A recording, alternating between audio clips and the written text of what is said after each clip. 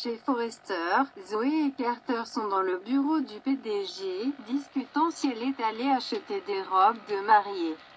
Zoé ne l'a pas encore fait et il lui conseille de ne pas être pressée. Après tout, elle est entourée de créateurs au travail et il pense qu'il est possible que quelqu'un se porte volontaire pour lui dépenser. Carter dit qu'elle sera la famille élargie de Forrester et qu'elle devrait s'habituer aux petits miracles qui se produisent et aux grands aussi. Zand se précipite, disant que Zoé et Carter ne croiront pas ce qui est arrivé à Thomas. Plus tard, Zoé déclare qu'il est incroyable que Thomas se remette d'une opération au cerveau. Et Zand remarque que Thomas agissait comme lui quelques jours plus tôt lors de leur rencontre.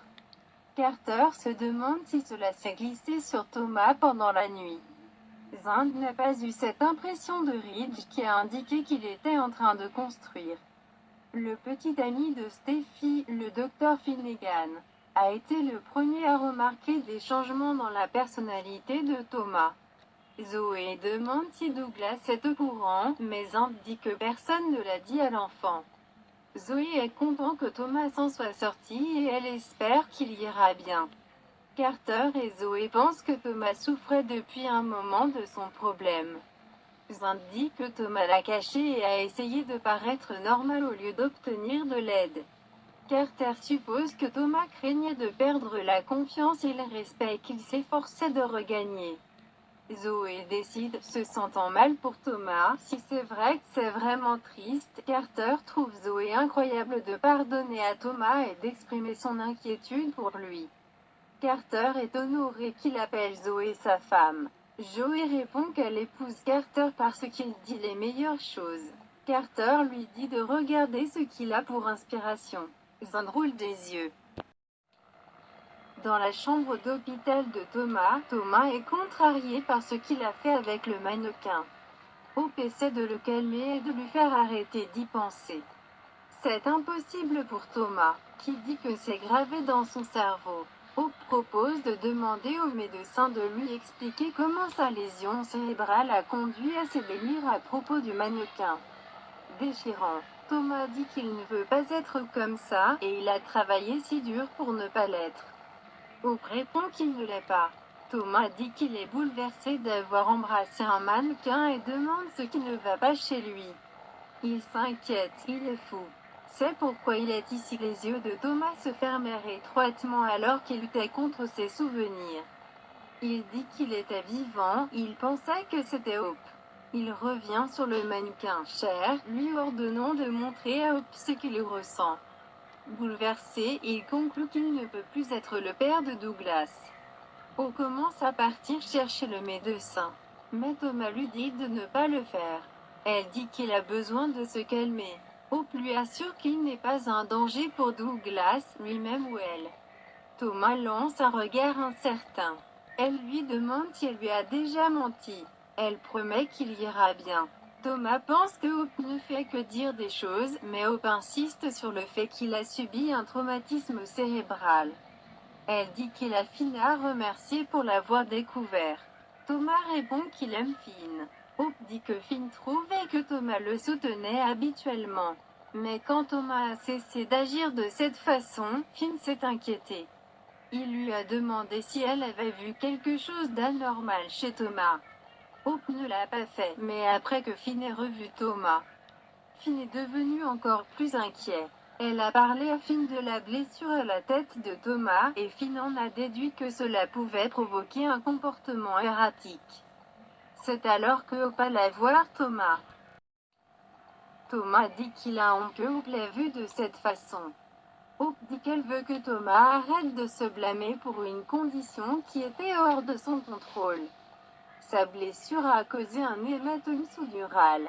Thomas demande ce que c'est. Elle explique qu'il avait des saignements dans le cerveau et que la pression l'a amené à avoir des idées délirantes. C'était une grave lésion cérébrale, il aurait pu mourir. Thomas demande, je ne suis pas fou, précisant. Je ne suis pas un danger pour Douglas. Hope dit à Thomas qu'il ne l'est pas et que tout ira bien. Thomas remercie Dieu. Il demande si Hope n'a vraiment pas peur de lui ou a peur qu'il soit toujours obsédé. Hope dit qu'elle ne le jugera pas parce qu'il n'était pas responsable en raison de son état. Il devine, elle a dû être paniquée. Cependant, en riant, Hope dit qu'elle l'était jusqu'à ce qu'elle comprenne ce qui se passait. Thomas prétend qu'il n'est plus obsédé. Mais il a besoin qu'elle sache qu'il se soucie toujours d'elle. Hope dit qu'elle le sait et lui demande d'économiser son énergie. Thomas insiste pour lui dire qu'il accepte les décisions qu'elle prend pour sa vie. Il dit qu'il est peut-être un homme à part entière, mais qu'il aimera toujours Hope. À la maison de la falaise, Steffi essaie de faire comprendre à Liam que dire à Hope leur secret pourrait faire exploser son mariage. Elle dit que personne n'a besoin de savoir ce qui s'est passé. Et elle lui rappelle qu'elle a aussi quelque chose en jeu. Liam s'excuse, mais elle lui dit de ne pas être désolée. Elle se sent aussi responsable que lui. Liam se demande si elle l'a vraiment. Steffi répond qu'elle aurait pu dire à Liam de partir, mais elle ne l'a pas fait. Liam pense qu'elle n'était pas vraiment sobre. Elle déclare qu'il savait ce qui se passait. Liam affirme pas vraiment. Aucun de nous ne l'a fait, vraiment. Il dit que tout ce qui s'est passé entre eux était basé sur un malentendu total. Liam pense qu'il aurait dû affronter Thomas et éviter ainsi tout le malentendu. Steffi essaie de raisonner Liam sur le fait de blesser Hope et Steffi dit qu'elle est bien placée avec Finn. Elle l'exhorte à l'aider à protéger Hope et Finn. Steffi affirme que ce qu'ils ont fait était mal. En soupirant, elle dit « Mais sur le moment, je veux dire, je me sentais bien ». Liam répond que oui. Steffi n'a pas ressenti ça depuis longtemps. C'était agréable d'être près de lui et de se remémorer le passé. Il répond que ça fait du bien. Steffi dit que c'était fou parce que, pendant une minute, elle a pensé que... Liam déclare qu'il pensait la même chose. Désignant le portrait, Liam dit qu'il ne se sent jamais mal d'être avec Steffi. C'est la chose la plus naturelle de la planète. Steffi est d'accord et reconnaît qu'ils ont beaucoup partagé dans cette maison. Ils y ont fondé une famille avec Ellie. Liam déclare qu'il a senti que cela se reproduisait. Il pensait que son mariage était terminé et qu'il n'y retournerait jamais. Il ajoute, et il rentrait chez elle. Comme ils allaient retrouver notre vie et leur famille, cela signifie beaucoup pour Steffi qu'ils disent ça. Liam dit à Steffi qu'il l'aime toujours et qu'il n'a jamais cessé de l'aimer. Steffi ressent la même chose. Il demande pourquoi elle pense que c'est. Elle doute qu'ils le comprennent un jour. Elle appelle ça la connexion ou la chimie. Elle dit qu'elle ne regrettera jamais un moment qu'ils ont partagé ensemble et peu importe comment cela se passe, elle ira bien. Liam déclare que c'est ce qu'il admire le plus chez Steffi, qui a fait face à de nombreux obstacles au fil des ans. Elle revient toujours plus forte et plus résistante. Il déclare que Kelly est un bon modèle. Steffi dit qu'elle fait tout pour Kelly, l'enfant qu'il lui a donné. Kelly est un témoignage de l'amour qu'elle et Liam ont partagé, et qu'ils soient ensemble ou non. Liam et Kelly seront toujours les plus beaux cadeaux. Liam est reconnaissant pour le rôle que Steffi lui a laissé jouer dans la vie de Kelly. Il dit que Steffi aurait pu rendre difficile pour lui d'avoir une relation avec Kelly. C'est l'une des raisons pour lesquelles il aimera toujours Steffi. Steffi répond, il est si spécial, il est une grande partie de qui elle était a ouvert son cœur d'une manière qu'elle n'imaginait pas. Le problème, c'est que les cœurs ouverts sont facilement blessés. Liam répond qu'il n'a jamais voulu la blesser.